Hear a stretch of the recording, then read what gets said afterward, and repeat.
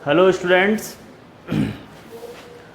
आज BSc second year physics का जो हमारा टॉपिक चल रहा था लघु ऊष्मा स्थानांतरण, ऊष्मा गतिकी का लघु ऊष्मा स्थानांतरण टॉपिक चल रहा था, जिसके बारे में लघु ऊष्मा किसी निकाय की ऊष्मा में अत्यंत अल्प परिवर्तन करने पर जो उसके ताप में जो चेंजेज आते हैं उसके बारे में तो हमने प्रीवियस लेक्चर के अंदर डिस्कस कर लिया था। लेकिन यदि उस लघु ऊष्मा स्थानांतरण के कारण उसके अभिगम्य ऊर्जा स्तरों पर क्या प्रभाव पड़ता है, उसके बारे में आज हम अध्ययन करेंगे। अभिगम्य ऊर्जा स्तरों पर प्रभाव के लिए सबसे पहले माना कि हमने एक निकाय ए है जिसकी ऊर्जा कैपिटल ई है, ठीक है।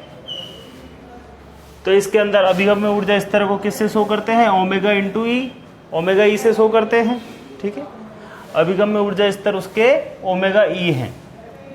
ये तो हो गई इनिशियल कंडीशन, जो शुरुआत में निकाय की स्थिति थी उसके बारे में बोल रहा है अभी। तो नेक्स्ट, अगर यदि हम लघु मात्रा में ऊर्जा क्यू अवशोषण पर यदि वो निकाय एक क्यू बहुत ही अत्यंत अल्प मात्रा में ऊष्मा को यदि अवशोषित करता है तो उसके अभिगम्य ऊर्जा स्तर क्या हो जाएंगे? ओमेगा ई प्लस क्यू,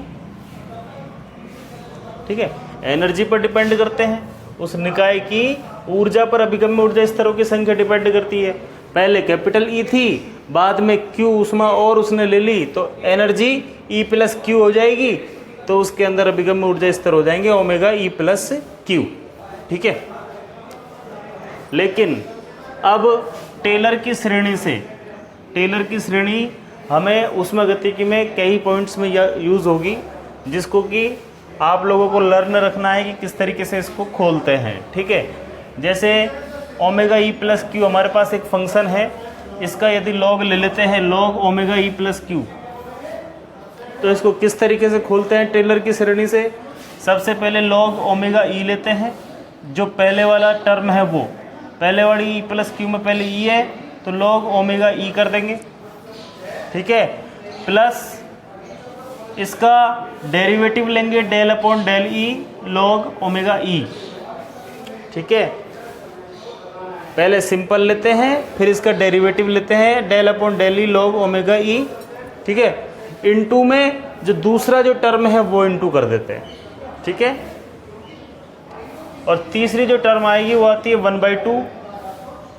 जो ये डेरिवेटिव लिया था पहले तो 0 था, फिर 1 हो गया, फिर स्क्वायर में हो जाएगा del square upon del E square.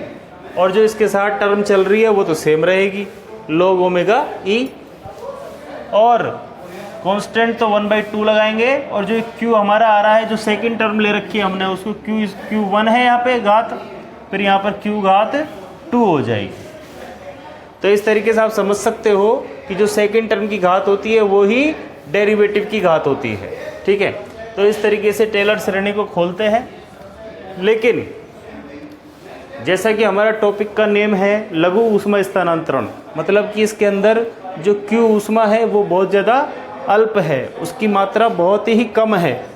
तो क्यू यदि अल्प है तो क्यू का स्क्वायर और ज़्यादा अल्प हो जाएगा।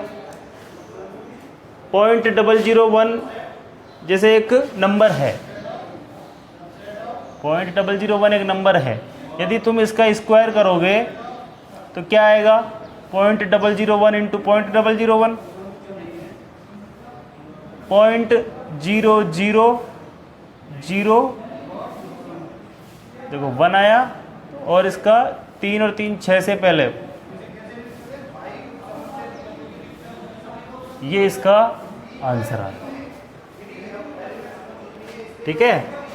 तो इस तरीके से ये जो वैल्यू है ये इसके कंपैरिजन में बहुत ज़्यादा छोटी हो गई, तो इसी तरीके से Q यदि अत्यंत अल्प मात्रा है तो Q स्क्वायर इसके कंपैरिजन में बहुत ज़्यादा छोटी हो जाएगी, जिसको हम नगण्य मान लेते हैं, जिसकी वैल्यू हम 0 मान के चलेंगे। तो उस केस में क्या होगा? Log omega e plus Q की जगह log omega e plus Q है यहाँ पे, और लॉग ओमेगा ई की जगह लॉग ओमेगा ई है। लेकिन जो ये वैल्यू है, ये वाली, ये वैल्यू क्यू की मात्रा कम होने के कारण ये इसको शून्य मानेंगे, क्यों अत्यल्प है अतः उच्च घातों को शून्य ले लेते हैं। ठीक है, उच्च घातों को शून्य ले लेंगे तो अब हमारे पास ये टर्म और है एक। अब इस टर्म में एक तो क्यू है और एक टर्म है del upon del e log omega e. जो पिछले हमने डेरिवेशंस किए हैं उनमें हमने del upon del e log omega e को हम बीटा से शो करते हैं। ये बीटा फंक्शन है। ठीक है, बीटा फंक्शन होता है ये।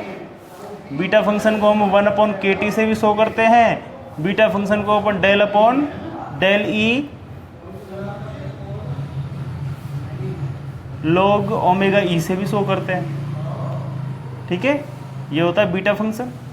तो इसकी जगह हमने यहाँ पर बीटा पुट कर दिया। ठीक है बच्चों, तो नेक्स्ट जो है हमारा log omega e plus Q, इसको इधर ले जाएंगे, माइनस का लॉग ओमेगा ई हो जाएगा, is equal to B q आ गया, is equal to B q आ गया। और इसमें से इसको माइनस कर रहे हैं तो इसको शो कर रहे हैं डेल्टा से। डिफरेंस को डेल्टा से शो करते हैं तो डेल्टा लॉग ओमेगा ई, इसको शो करेंगे डेल्टा लॉग ओमेगा ई। ठीक है, is equal to B Q, is equal to B Q as it is यहाँ पुट कर दिया। ठीक है, अब यहाँ पे मल्टीप्लाई कर दो के से, दोनों तरफ कर सकते हैं, कोई इशू नहीं। इक्वल टू से पहले वाली टर्म में और बाद वाली टर्म में सेम वैल्यू से मल्टीप्लाई कर सकते हैं हम। तो के को यहाँ मल्टीप्लाई किया तो के यहाँ पर आ गया, डेल के लॉग ओमेगा ई, और यहाँ पर भी के मल्टीप्लाई हो गया। ठीक है, लेकिन इस के को मल्टीप्लाई करने का यूज़ क्या है? इस के को मल्टीप्लाई करने का यूज़ है कि यहाँ पर के बीटा बन जाए। और हमको पता है कि के बीटा क्या होता है, beta is equal to 1 upon K T है, तो के बीटा क्या होगा, 1 अपॉन टी हो गया, हो गया। तो 1 अपॉन टी हो गया, तो यहाँ पर के बीटा की जगह 1 अपॉन टी पुट कर देंगे, और इनटू में क्यू है। ठीक है, तो आपको ये चीज़ समझ आ गई होगी। और दूसरी बात यह है, डेल के लॉग ओमेगा ई को हम क्या कहते हैं, ये होती है एंट्रोपी, डेल्टा एस। इसको एंट्रोपी से शो करते हैं, delta S is equal to Q upon T. ठीक है, अब यदि हमारे पास जो ऊष्मा अवशोषण हमने किया है, जो क्यू का ऊष्मा अवशोषण हमने किया है, यदि वो अत्यणु हो, ठीक है, वो बहुत ही मतलब छोटे छोटे पार्ट्स में वो हमने अवशोषित की हो, तो उस केस में क्या होगा, डेल्टा एस को डी एस से शो करेंगे और क्यू को डी क्यू से शो करेंगे। ठीक है, तो इस तरीके से D S is equal to D Q upon T हमारे पास एक रिलेशन निकल के आया है, जो कि ऊष्मागतिकी का द्वितीय नियम कहलाता है। ठीक है बच्चों, अब इक्वेशन फर्स्ट जो हमने डाल रखी है यहाँ पर, इससे वापस देखो, डेल्टा के log omega E is equal to K beta Q हमारे पास रिलेशन है। डेल्टा के log omega E is equal to K beta Q. ठीक है, लेकिन बीटा क्यू को हम क्या पुट कर सकते हैं, log omega e plus q minus log omega e. कहाँ से, यहाँ से। ये हमारे पास जो इक्वेशन है वो हो गई बीटा क्यू के लिए। ठीक है, log omega e plus q minus log omega e beta q होता है। तो यहाँ पर बीटा क्यू की वैल्यू वापस से ये वाली पुट करेंगे, तो डेल्टा के log omega E is equal to k into log omega e plus q, minus की जगह माइनस लॉग ओमेगा ई, ये हमने यहाँ पर पुट कर दिया। ठीक है, अब ये वैल्यू तो हमको पता है कि डेल्टा एस है ही, डेल्टा एस है ही। हमको एक्चुअल में निकालना क्या है, हमको एक्चुअल में अभिगम्य ऊर्जा स्तरों पर जो ऊर्जा अवशोषण का जो प्रभाव पड़ रहा है, जो इफेक्ट पड़ रहा है लघु ऊष्मा अवशोषण का, जो कि क्यू है, उसको निकालना, उसके लिए एक रिलेशन निकाल के लाना है। ठीक है, तो डेल्टा के लॉग ओमेगा ई डेल्टा एस हो गया, के की जगह के पुट कर दिया। ठीक है, अब जो log omega e plus Q था, ठीक है, ये किस चीज़ को शो कर रहा था, अवशोषण के बाद की अवशोषण के बाद के अभिगम्य ऊर्जा स्तरों को शो कर रहा था, अवशोषण के बाद के अभिगम्य ऊर्जा स्तरों की संख्या को शो कर रहा था। तो जो E प्लस क्यू के बाद जो अभिगम्य ऊर्जा स्तरों में जो संख्या में वृद्धि हुई है उसको डेल्टा क्यू से यदि हम निरूपित करें तो log omega plus delta Q भी हम इसको पुट कर सकते हैं। मतलब कि ओमेगा तो हो गया कौन सा, अभिगम्य ऊर्जा स्तर जो कि अवशोषण से पहले था, और इसमें क्यू ऊष्मा का अवशोषण करने के बाद में जो वृद्धि हुई है अभिगम्य ऊर्जा स्तर में वो लिख दिया हमने डेल्टा क्यू से। तो इस टर्म को हम इस तरीके से भी पुट कर सकते हैं, ठीक है। माइनस लॉग ओमेगा ई है उसको हम ओमेगा से शो कर सकते हैं, ठीक है। इसमें और इसमें कोई डिफरेंस नहीं है, यहाँ पर आप ई भी लगा सकते हो और यहाँ पर आप क्यू भी लगा सकते हो। एनर्जी को शो नहीं करें यदि हम सिर्फ ओमेगा की टर्म में यदि वैल्यू को पुट करें तो इस तरीके से पुट कर सकते हैं, ठीक है।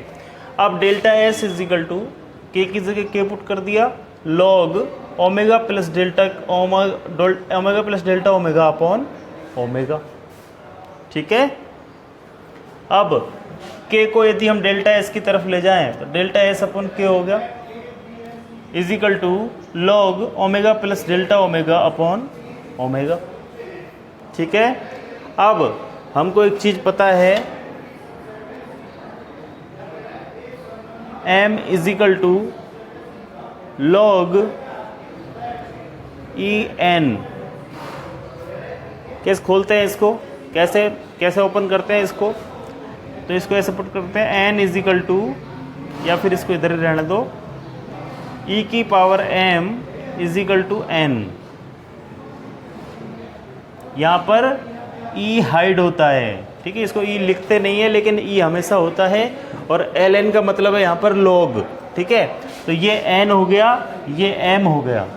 तो हमेशा जब इसकी वैल्यू निकालनी होती है तब e की घात डेल्टा एस अपॉन के या e की घात m, जो भी वैल्यू यहाँ पे होगी उसको e की घात पे ले लेंगे, ठीक है। तो इस तरीके से हमको इसे खोलना है। तो omega plus delta omega upon omega is equal to e की घात डेल्टा एस अपॉन के हो गया। इससे एन को हमने इधर पुट कर दिया यहाँ पे, ठीक है। अब क्या करेंगे, ओमेगा से ओमेगा को डिवाइड करा तो 1 हो गया, प्लस में डेल्टा ओमेगा अपॉन ओमेगा कर दिया इज इक्वल टू ई की घात डेल्टा एस अपॉन के आ गया, ई की घात डेल्टा एस अपन के हो गया। अब यहाँ पर वन को इक्वल टू के बाद में यदि हमने शिफ्ट करना है तो ई की पावर डेल्टा एस अपन के -1 हो गया, और जो ओमेगा है उसको इससे क्रॉस मल्टीप्लाई करेंगे तो ये ओमेगा से इंटू हो जाएगा, और डेल्टा ओमेगा बराबर ओमेगा इंटू ई की घात डेल्टा एस अपन के -1। ये हमारे पास एक रिलेशन निकल के आया है जो कि क्या दिखाता है कि क्यू ऊष्मा स्मॉल मात्रा में, बहुत ही कम मात्रा में, अत्यंत अल्प मात्रा में क्यू ऊष्मा अवशोषण के बाद में जो ऊर्जा स्तरों में जो परिवर्तन है वो यदि डेल्टा ओमेगा हो तो उसका मान जो शुरुआत में जो अभिगम्य ऊर्जा स्तर थे उसके और ई की घात डेल्टा एस अपॉन के -1 के मल्टीप्लिकेशन के बराबर होगा। मतलब ई की घात जहाँ पे आ गई उसको बोलते हैं चर घातांकी। अतः लघु ऊष्मा स्थानांतरण से अभिगम्य ऊर्जा स्तरों में चर घातांकी परिवर्तन होता है, ठीक है। इस तरीके से लघु ऊष्मा स्थानांतरण के कारण किसी निकाय को बहुत ही कम मात्रा में ऊष्मा देने के कारण जो हमारे ऊर्जा स्तरों में जो परिवर्तन होता है, जो हमारे अभिगम्य ऊर्जा स्तरों में जो परिवर्तन होता है उसके बारे में आज हमने अध्ययन कर लिया है, ठीक है।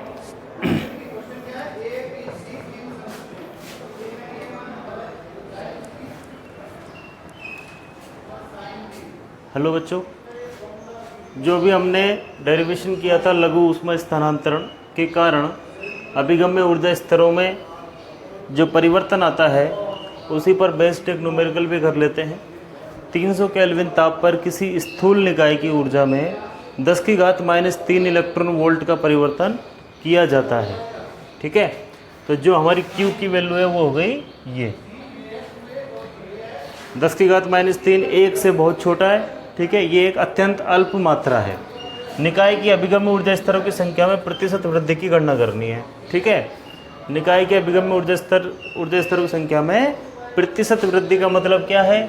हमारे पास रिलेशन जो निकल के आया था उससे वो आया था del omega is equal to omega into e की घात delta s upon k minus 1। ठीक है, अब अभिगम में ऊर्जा स्तरों की संख्या में प्रतिशत वृद्धि मतलब वृद्धि तो क्या है? Delta omega upon omega into 100। इसको शो करेंगे delta omega upon omega into 100, ये हो गई प्रतिशत वृद्धि।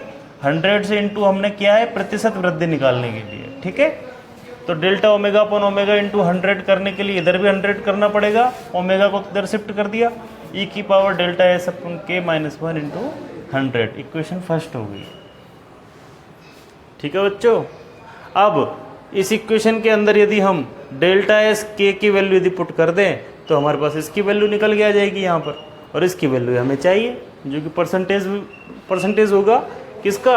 अभिगम ऊर्जा स्तरों की संख्या में प्रतिशत वृद्धि। ठीक है, तो डेल्टा एस इजिकल टू निकालना होगा। डेल्टा एस इजिकल टू निकालने के लिए डेल्टा क्यू अपॉन टी हमारे पास रिलेशन था, लास्ट डेरिवेशन में ही किया है। Delta S is equal to delta Q upon T ऊष्मा गतिकी का द्वितीय नियम है ये। ठीक है, तो डेल्टा क्यू क्या है हमारे पास? 1.6 into 10⁻³ joule. Delta Q is equal to 10⁻³ electron volt दे रखा है, और इलेक्ट्रॉन के लिए हम लिख सकते हैं 1.6 इंटू 10⁻19। ठीक है, इंटू 10⁻³ ठीक है, इसको जूल लिखेंगे। जूल में यदि कन्वर्ट करना है इसको इलेक्ट्रॉन वोल्ट को तो 1.6 इंटू 10⁻⁻19 से इसको मल्टीप्लाई करना होता है। तो delta Q is equal to क्या आ गया? 1.6 10⁻⁻19 और ये हो गया -3 10⁻22 जूल हो गया। ठीक है, तो डेल्टा क्यू में इस डेल्टा क्यू की वैल्यू को पुट कर देंगे इसके अंदर। डेल्टा क्यू की वैल्यू यहाँ पुट कर दी, और नीचे टी 300 केल्विन हमको दे रखा है, तो इस तरीके से डेल्टा एस की वैल्यू हमारे पास निकल के आ गई। अब जो डेल्टा एस की वैल्यू है इसको यदि इसके अंदर पुट कर दें, और के जो कि बोल्ट्जमान कांस्टेंट है, बोल्ट्जमान कांस्टेंट है जिसका वैल्यू होती है 1.38 इंटू 10⁻⁻23। ठीक है, यदि इस वैल्यू को और इस वैल्यू को इसमें पुट कर दें तो हमारे पास इसकी वैल्यू निकल के आ जाएगी। तो डेल्टा एस इजिकल टू तो हमने ये पुट किया 5.3 इंटू 10⁻⁻25, और के की वैल्यू रख दी यहाँ पर 1.38 इंटू 10⁻⁻23 -1 इंटू 100। इसको सॉल्व किया तो ये और ये दोनों सॉल्व किए तो 0.0384 आया, और e की पावर 0.0384 की वैल्यू आएगी 1.039। ठीक है, माइनस का 1 इंटू 100। ठीक है, इसमें से ये गया तो 0.039 बचा, इसको 100 से इंटू किया 3.9% हमारे पास अभिगम में ऊर्जा स्तरों की संख्या में प्रतिशत वृद्धि निकल के आई है। तो बच्चों इस तरीके से ये टॉपिक हमारा आज क्लोज हो जाता है। नेक्स्ट टॉपिक अब नेक्स्ट लेक्चर में लेंगे, नेक्स्ट वीडियो में लेंगे। ठीक है, तो आप लगातार मेहनत करते रहिए। ये ऊष्मा गति की थोड़ा सा डिफरेंट टाइप का सब्जेक्ट है जिसमें आपको थोड़ा अटपटा लग रहा होगा शुरुआत में, लेकिन जैसे जैसे आइंस्टीन ने ऊष्मा गतिकी के बारे में एक चीज़ बोली है। आइंस्टीन का तो नाम सभी ने सुना होगा। आइंस्टीन साइंटिस्ट ने क्या बोला है? ऊष्मा गतिकी को यदि आप फर्स्ट टाइम पढ़ रहे हो तो आपको कुछ भी समझ नहीं आएगा। दूसरी बार यदि आप पढ़ रहे हो तो आपको ऐसा लगेगा कि हाँ मैंने ये सब कुछ पहले देखा हुआ है, समझा हुआ है। लेकिन तीसरी बार यदि आप ऊष्मा गतिकी को पढ़ोगे तो आपको ऐसा लगेगा कोई भी प्रॉब्लम, कोई भी तरीके की टर्म में यदि आपको समझने में कोई प्रॉब्लम नहीं आएगी, आपको धीरे धीरे सारी चीज़ें क्लियर होने लग जाएंगी। ठीक है, तो चिंता करने की कोई ज़रूरत नहीं है। इस तरीके से थर्मोडायनामिक्स को थोड़ा सा पेशेंस के साथ पढ़ना है। ये सब कुछ ऑटोमेटिक आपको समझने आने लग जाएगा। तो थोड़ा आप मेहनत करते रहिए साथ में। Thank you.